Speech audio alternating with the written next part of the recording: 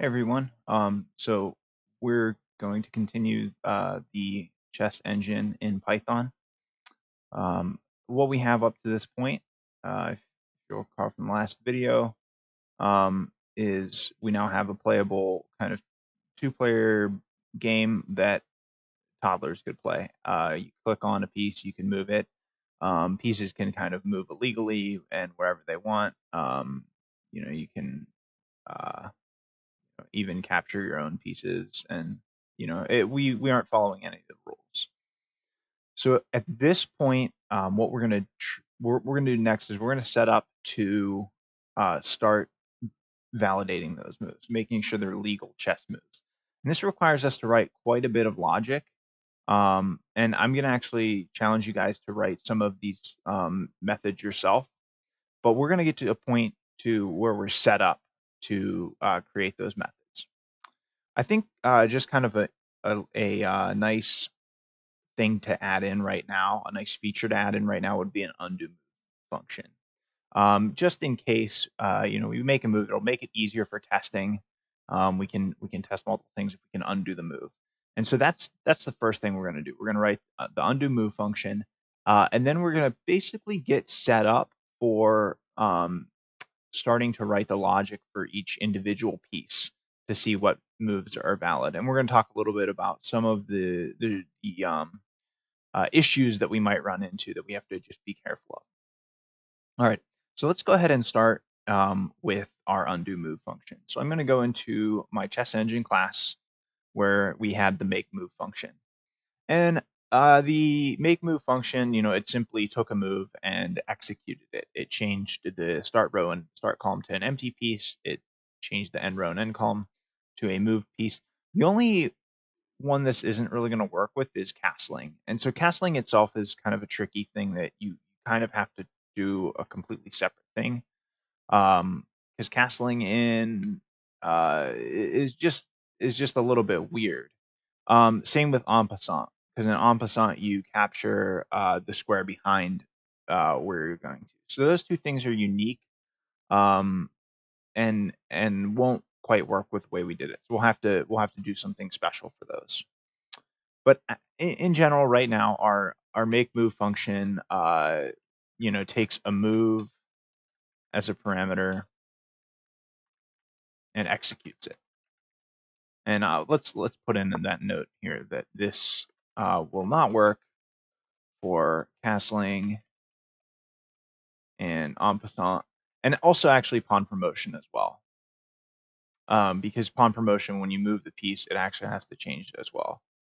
So castling, pawn promotion, and en passant, which we'll deal with all three of those cases in a later video.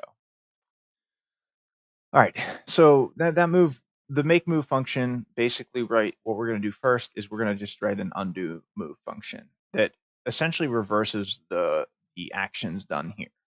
And remember, since we're recording it in the move log, we're just going to take the last move that was made and reverse it. So this will undo the last move made. Very, very, very simple function. If you guys would like to try and write this function, I think it would be a nice little exercise to try and do. So I'll give you an opportunity to do that if you would like to pause the video now and give that a shot. Go for it. And hopefully you were able to come up with some idea or maybe come close to the solution or even get a solution working. So this is what I would do. I would say if um and you might have forgot this part, but we want to make sure that the move log is not 0. We want to make sure that there's a move to undo. And because otherwise, this next thing will throw an error, which is I'm going to use the pop function. So move log is a list. Pop is a very nice function in this case. Pop returns the element and removes it, the last element from that list. So not only are we removing it from the move log list, but we're also now have a reference to it. So this function works really nicely for this. And we can go ahead and basically just reverse what we're doing. So we're taking that move start row and start column.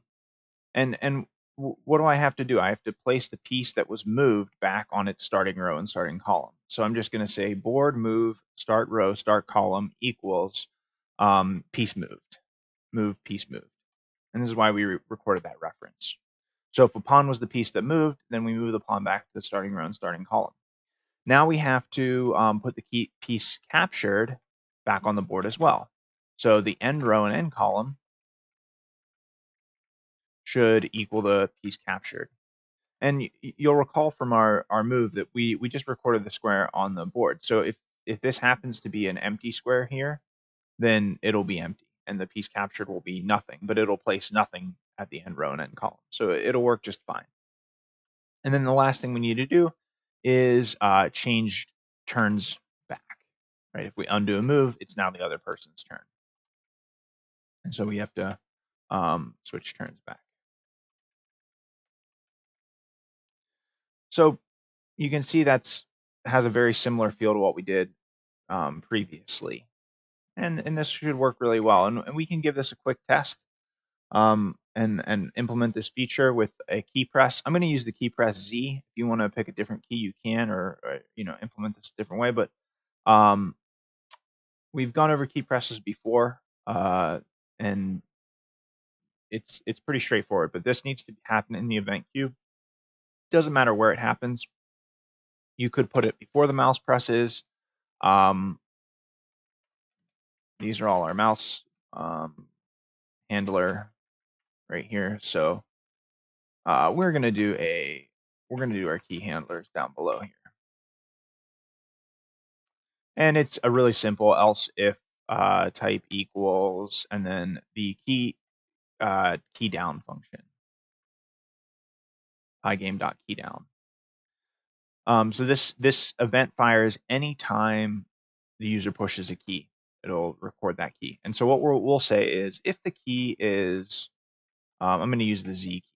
So I'm going to say capital K underscore Z for undo. So we'll call undo when Z is pressed. And if that's the case, let's just say game state undo move. All right. And that's it. When you do undo a move, we're going to have to basically redo everything for the board. So we're going to have a method that generates all the possible moves for a current state of the board. When we undo a move, we're going to have to store all those moves. What might be more efficient, instead of recalculating the moves every time you make a move or undo a move, is if you undo a move, maybe you can save that list of possible moves for that current game state. That could be something that would make this more efficient. But that's something for another time that we'll maybe look into. Okay, so now let's go ahead and test this out. So now we should be able to, let's see, click on some things here, and let's see, move here, make a couple moves. Oh, I accidentally misclicked. Undo. Okay, now interesting. The user, so we've got a little bit of a bug here. We can multiply our knights or our queens.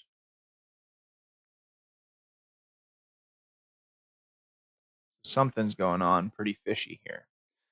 So let's try and debug this. We've kind of run into our first little bit of a bug. So let's see what's going on.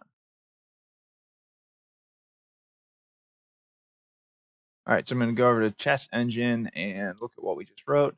And I see the error. I just had a little typo here. I said board move end row, which obviously didn't work correctly, which is why actually the bishop move looked fine. But when we moved the queen diagonally, it kind of moved it. So you might not have actually made that typo.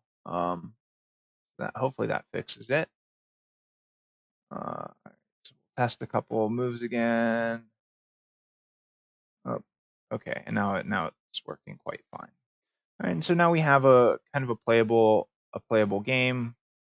You know, we can see, oh, okay, I want to undo moves, and I can actually undo all the way back to the beginning, and then so on and so forth.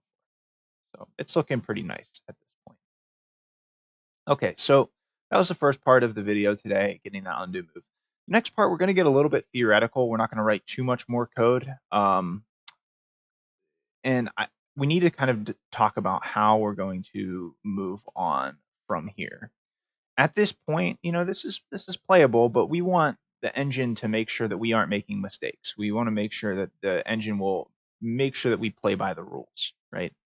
We don't want to be able to cheat and make an invalid move. And so we need to figure out how we're going to go about doing this. So I have my way of doing this, which we're going to do in this tutorial, and there's probably other ways to do this, but I think this one makes a lot of intuitive sense. I like to create two functions for getting the moves. The first one is all moves considering checks. So considering when the king is in check. And I like to call these valid moves. And for right now, we'll just pass this function. And then the other function I like to write is all moves without considering checks. Oh, my puppy. Lucy, do you want to say hi? Hi, Lucy. Hold on one sec. All right, sorry about that. That's Lucy. Okay, so we were, oh yeah, all right, so all moves without considering checks. We're going to call this all possible moves. So we'll say get all possible moves for this function. Now, I like to make this distinction, and I'm going to try to explain it a little bit here. And I have a little picture that I'm going to pull up here. So just give me one second. Okay, so here is a picture of a current state of the board. Let's say your bishop, which moves diagonal along this diagonal here, is basically pinning this pawn to the king. So this pawn can't move, otherwise the king would be in check. But it's really hard to be able to tell that, because actually what you have to do is you have to figure out what are all the legal pawn moves. Well, pawns, when they're on before they've made a move, can either move one square or two squares. They can capture diagonally. And so if I'm generating all the moves for black during its current turn, I would say this pawn can either move one square or two squares forward. Those are its possible moves right now. However, what I have to do at that point is I have to make sure that none of white's moves then end in a check, or basically end with the king being captured. And how do I do that? Well, I have to generate all of white's moves. And so you can see there's the problem there. In order to generate all of black's valid moves, I need to generate all of white's valid moves on the next turn. And so I can't really check for checks until I know what all my possible moves are. So basically I'm doing what are the legal moves for the pieces following the rules. And then what we're going to do is we're going to go through and we're going to then generate the other person's moves in response to your move and just make sure none of them end up with the king in check. And that's what these two different functions are going to do. So get all possible moves would include this black pawn moving one or two squares forward. But get all valid moves will basically filter those moves out. And so hopefully that makes sense. And it makes sense why we have to do this in two different steps, because in order to actually validate the moves, we're going to have to generate the other player's moves. And I have a little pseudocode here for this algorithm. So we're making this distinction between all possible moves and all valid moves. So the basic algorithm for our get valid moves method will be get all the possible moves. For each move, check to see if it is a valid move by doing the following. We're going to have to actually make the move, then generate all the possible moves to the opposing player, see if any of the moves attack your king, and if your king is safe, it's a valid move, and then we'll add it to the list. And then we return the list of only valid moves. So this gets pretty pretty complicated and pretty quickly.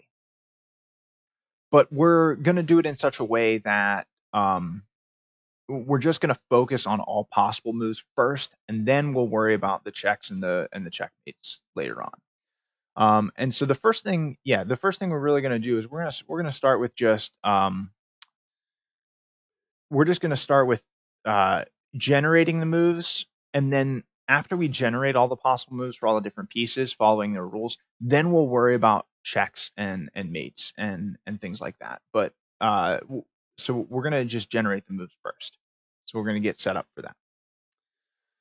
So I have these two functions, and like I said, we're just going to worry about all possible moves. So get valid moves is simply going to return get all possible moves for right now. So for now, we will not worry about checks at all.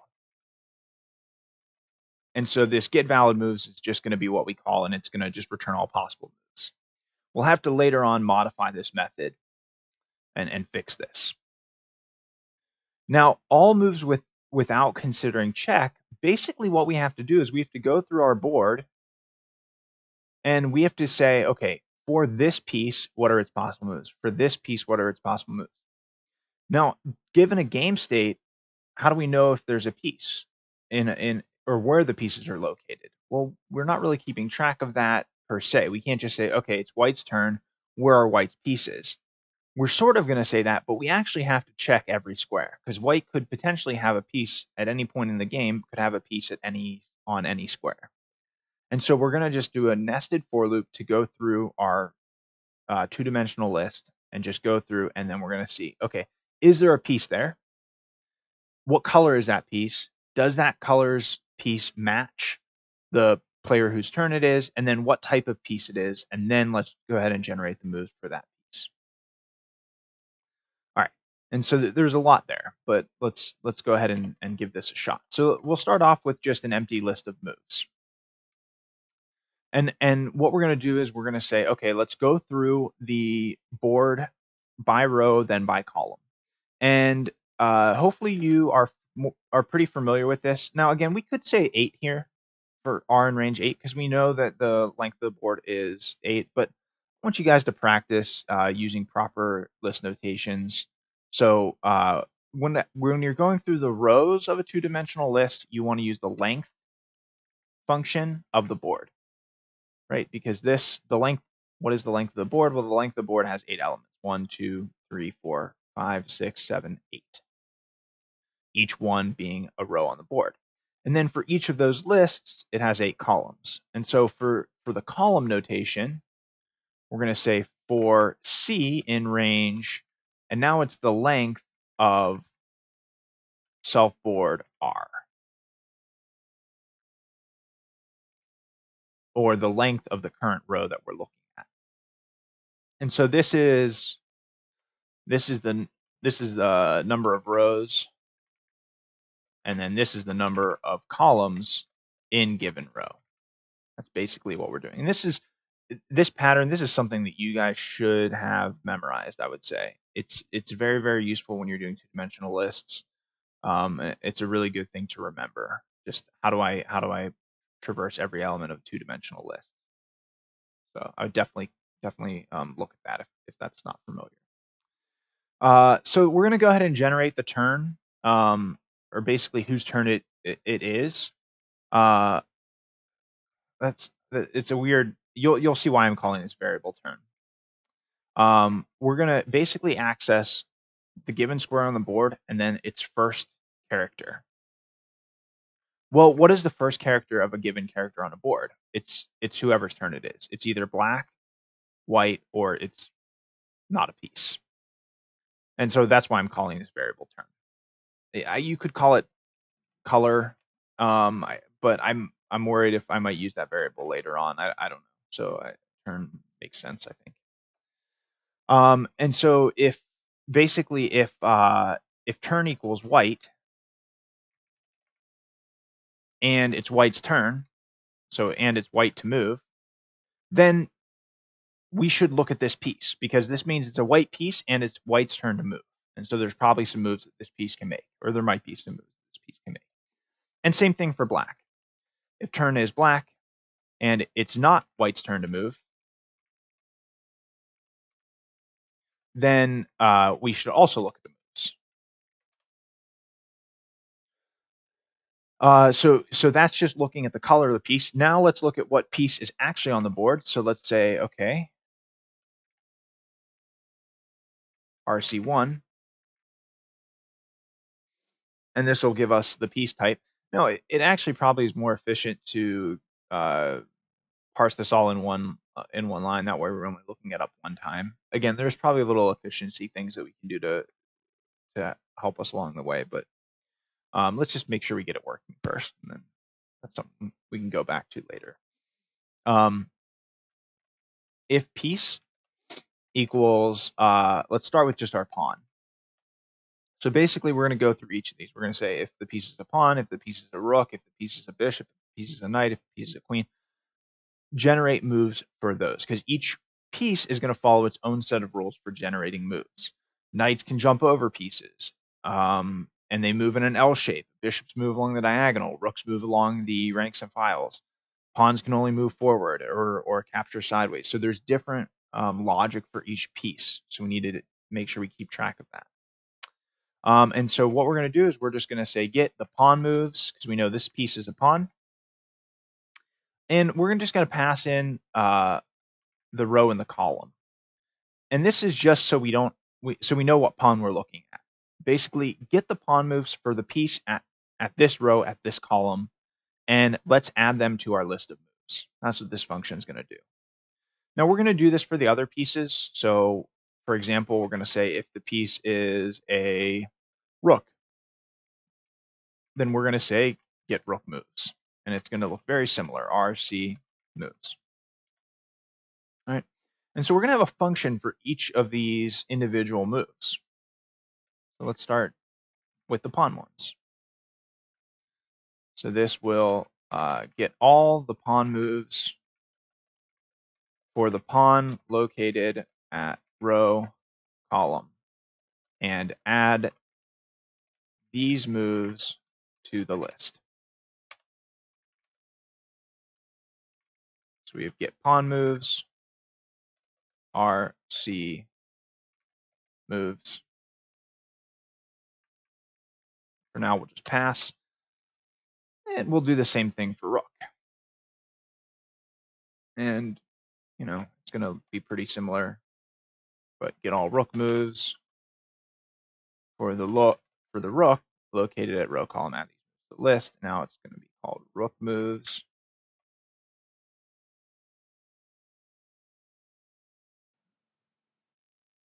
And let's see.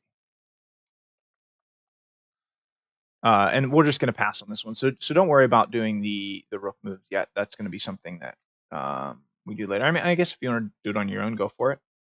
The pawn moves are just going to be something we actually do in the next video. So we're not actually going to generate any moves at this point in time. So this isn't actually going to give us any valid moves. All right, but we have our basic setup now.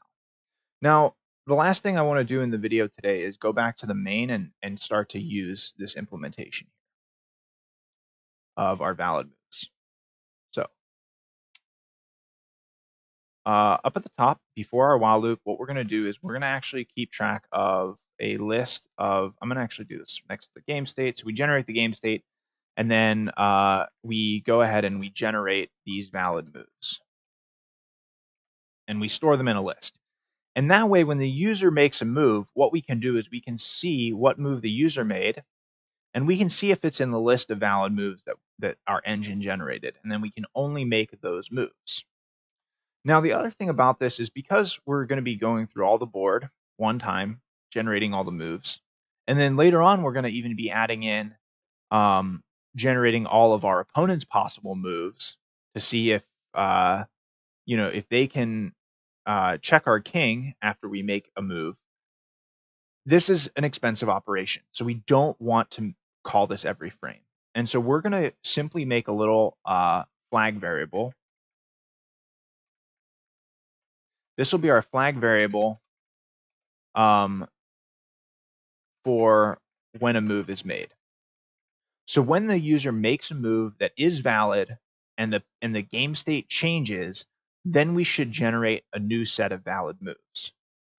But until the user makes a valid move, we shouldn't regenerate this function. So we want to make sure of that. All right, so that's what this flag variable is going to be for. So where are we going to do this at? Well, it's going to be in the mouse clicks, right? Here the user generated a move here, and we made the move here. But we're going to add a little bit to this now. So what we're going to do is we're going to say if the move is in valid moves. So we're going to make sure that that move actually is in our list of valid moves. And if it is, then we're going to go ahead and make that move. And we're going to say move made equals true at this point. And so what that allows us to do now is say, okay, a move was made. And so now I need to go ahead and, with my flag variable, if a move was made, I need to generate a new set of valid moves and set this flag back to false. So I'm only ever generating the valid moves when a valid move is actually made. That little flag logic there. Now we got to modify our undo move as well, because when the user undoes a move, the valid moves change, right?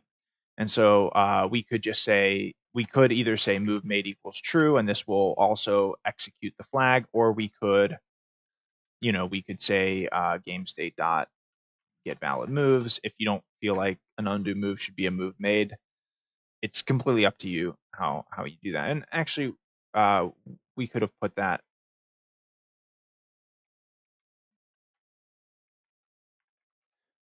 We could have put that up here as well. I actually don't care for this as much. I want to keep it consistent, and so I'm going to use the move made flag. This way, I'm only calling the get valid moves function one time, and it's just a nicer way of doing it.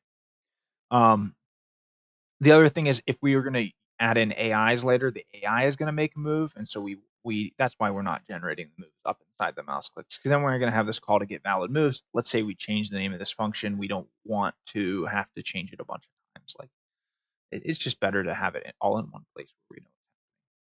All right, so that's what our main is going to do, and this actually now breaks our engine essentially. We can no longer play. So we went from a playable board to now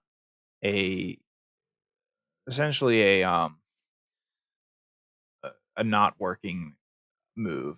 In this case, valid moves is none because we're not returning it. Let's fix that error. Okay, so in get all possible moves at the very end, we forgot to add this. We want to return the moves, and that will get rid of our error. But now you'll see it actually makes the move, but it doesn't actually make it. It says we're clicking on the squares to make the move, but it's not allowing us to do this. And that's because none of these moves are valid chess moves. Really, we don't have any valid chess moves. And so we're just going to test this really fast to make sure everything's working. And later on, when we start generating the moves, we'll start being able to make those moves. But we want to make sure that this is working the way we want it to. And so let's go ahead and just put in a move here. Let's move the pawn, so the e pawn, or sorry, 6-4. So row 6, column 4, and let's say we want to be able to move that to row 4, column 4, and on the board. Now we're obviously, so now this is our only move that we're going to say is a possible move. And so if we go down to row 6 and then over to column 4, okay, and now we can see this doesn't quite work, and there's one more thing we need to add in. Now, and this is the last little thing that I wanted to touch on today, because I think this is actually a pretty interesting thing in Python, and I think even for some of you more advanced users, this might not be something that you've done before. If you're familiar with Java, it's probably something you learned really early on, and it's called overriding an equals method.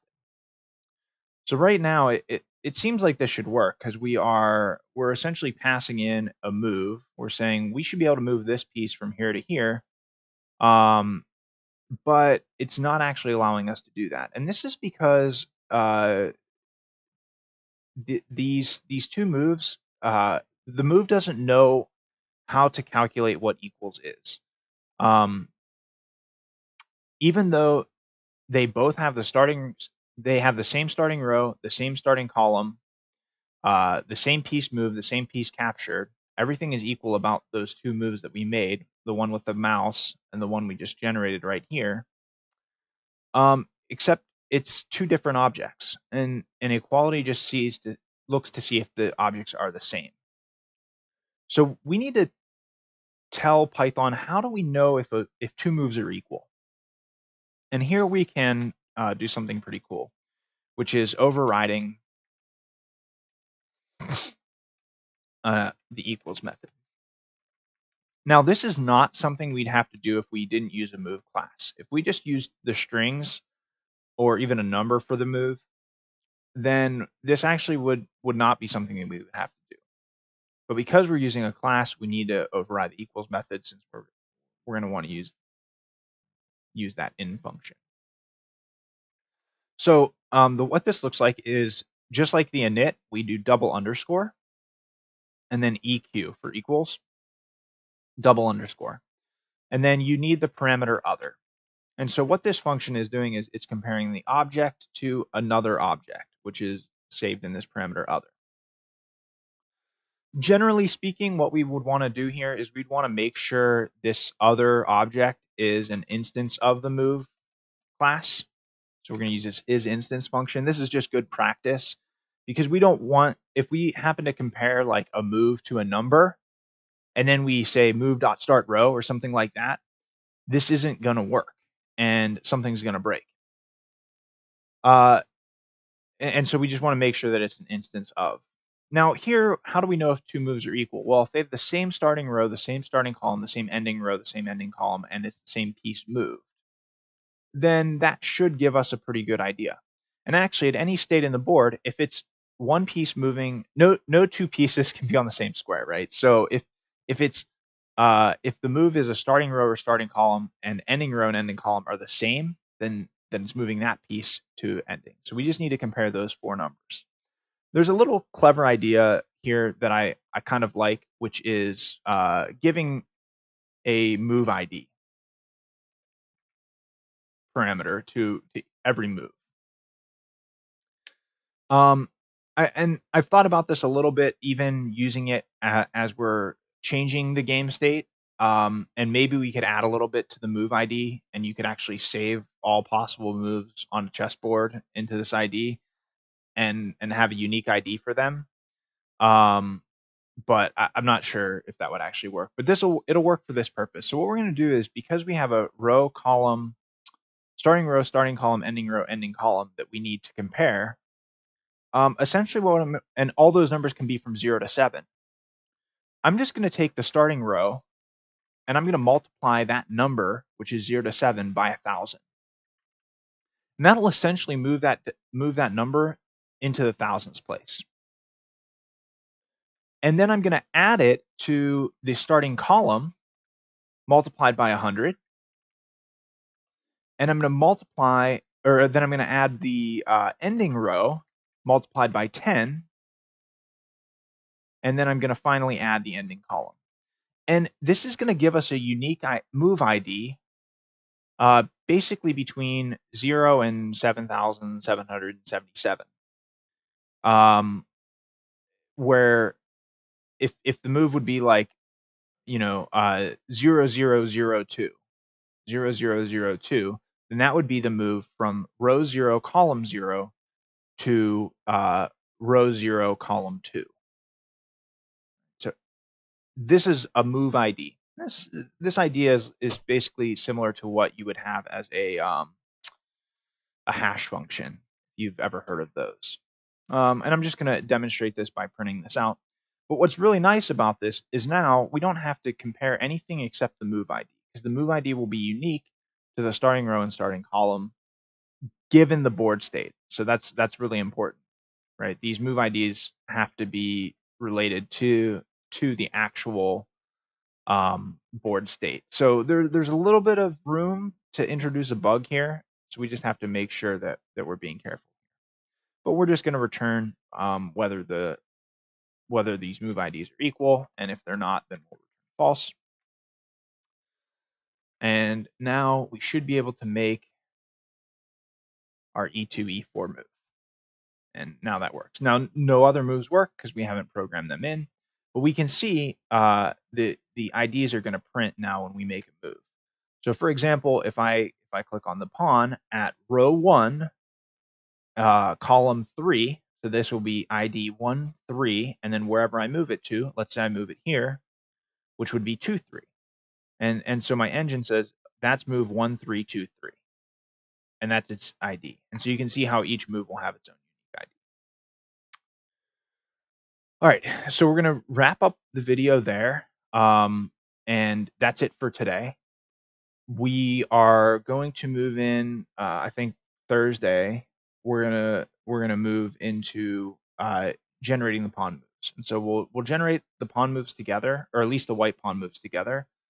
And then I will have you guys try and do the black pawn moves on your own, see what you can do. As well as some of the other rook, bishop, knight moves, queen and king moves. And I will probably post some help videos, but I actually want you guys to try and, if you're following along with this tutorial, I want you to try and, go through these on your own and do that little exercise. So yeah,